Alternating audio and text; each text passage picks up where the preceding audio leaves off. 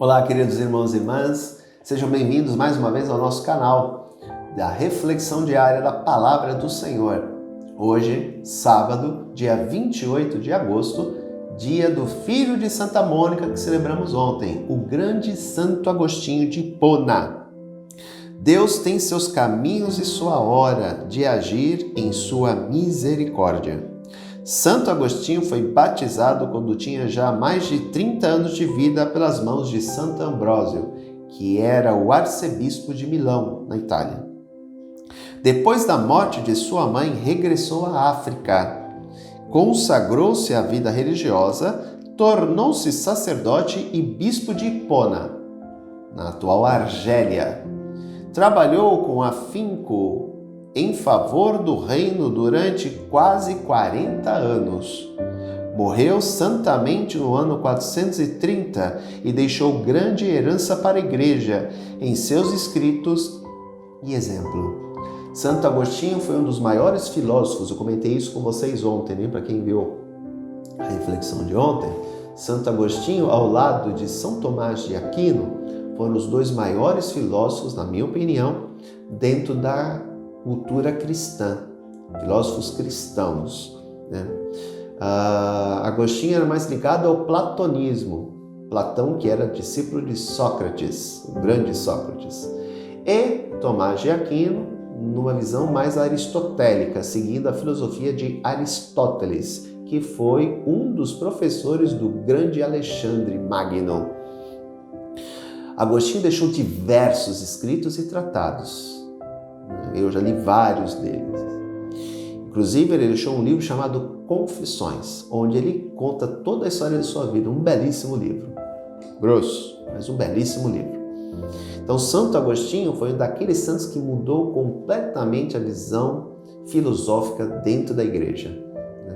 Então, Santo Agostinho, sem dúvida nenhuma, é daqueles homens que, ao se converterem, mudaram totalmente a história, como Paulo, né? Paulo de Tarso também se converteu, mudou totalmente a história do cristianismo. Agostinho de Hipona também se converteu, deu um grande impulso intelectual na área da filosofia dentro do cristianismo. Então, que Santo Agostinho interceda a Deus por nós. O evangelho de hoje, Mateus 25, 14 e 30. Naquele tempo, disse Jesus aos seus discípulos essa parábola. Um homem ia viajar para o estrangeiro. Chamou seus empregados e lhes entregou os seus bens. A um deu 5 talentos, a outro deu 2 e a um terceiro 1, e a cada qual de acordo com a sua capacidade. Em seguida viajou. O empregado que havia recebido 5 talentos saiu logo, trabalhou com eles e lucrou outros 5. Do mesmo modo que havia recebido 2, lucrou outros 2. Mas aquele que havia recebido um só talento saiu, cavou um buraco na terra e escondeu o dinheiro do seu patrão. Depois de muito tempo, o patrão voltou e foi acertar contas com os empregados. O empregado que havia recebido 5 talentos entregou-lhes mais 5, dizendo: Senhor, tu me entregaste 5 talentos. Aqui estão mais 5 que lucrei. O patrão lhe disse: Muito bem, servo bom e fiel. Como foste fiel na administração de tão pouco, eu te confiarei muito mais. Vem participar da minha alegria. Chegou também o que havia recebido 2 talentos e disse: Senhor, tu me entregaste 2 talentos. Aqui estão mais 2 que lucrei. O patrão lhe disse: Muito bem, servo bom e fiel. Como foste fiel na administração de tão pouco, eu te confiarei muito mais. Vem participar da minha alegria. Por fim, chegou aquele que tinha recebido 1 talento e disse: Senhor, seis que é um homem severo, pois colheis onde não plantaste e ceifas onde não semeaste. Por isso fiquei com medo, escondi o teu talento no chão. Aqui tens o que te pertence. O patrão lhe respondeu: servo mau e preguiçoso. Tu sabias que eu colho onde não plantei e que ceifo onde não semeei? Então devias ter depositado meu dinheiro no banco, para que ao voltar eu recebesse com juros o que me pertence. Em seguida, o patrão ordenou: tirai dele o talento e dai-o àquele que tem 10. Porque a todo aquele que tem será dado mais, e terá em abundância. Mas aquele que não tem, até o que lhe tem será tirado. Quanto a este servo inútil, jogai-o lá fora na escuridão. Ali haverá choro e ranger de dentes. Queridos irmãos e irmãs, Deus nos confia algumas coisas.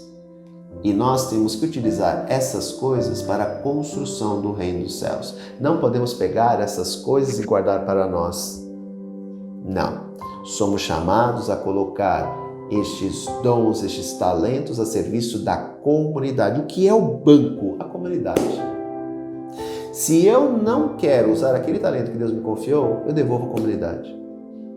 São as obras, os serviços que nos são confiados. Alguns mais, outros mais ou menos, outros menos, mas é confiado a todos os membros da comunidade. E esses talentos são confiados para quê? Para que a propagação do reino de Deus se dê. Então eu tenho que entender que isso não é para mim, é para o outro. O meu sacerdócio não é para mim, é para a comunidade. Aquilo que eu faço dentro da comunidade não é para mim. Não é para mim engrandecer, não é para mim envaidecer, é para a comunidade. Se eu não quero, então eu devolvo à comunidade, para que a comunidade pegue este dom e passe para outro. Então nós temos que tomar muita consciência disso, né? Por exemplo, Santo Agostinho, que é o santo que nós celebramos hoje, né? Deus lhe concedeu o quê? Uma baita de uma inteligência. Era um grande intelectual. E o que ele fez? Se colocou isto a serviço da igreja. Foi escrever tratados, defendeu a igreja de heresias, colocou o dom que Deus lhe havia concedido a serviço da comunidade, a serviço da igreja. Então devemos entender que Deus nos confia inteligência, Deus nos confia talentos, Deus nos confia dons e que nós devemos utilizar isso para o bem da comunidade, não para o nosso envaidecimento ou para o nosso orgulho, de jeito nenhum. Deus me confiou isso para que eu pudesse colocar a serviço daqueles que precisam, na figura da comunidade. Então, que nós possamos colocar os nossos serviços, os nossos talentos, a serviço dos nossos irmãos. Queridos irmãos e irmãs, encerramos por aqui. Voltamos neste canal na próxima segunda-feira. Convido vocês a participarem da Santa Missa amanhã, às 9h30 da manhã. Um bom final de semana, um grande abraço e que Deus os abençoe. Tchau!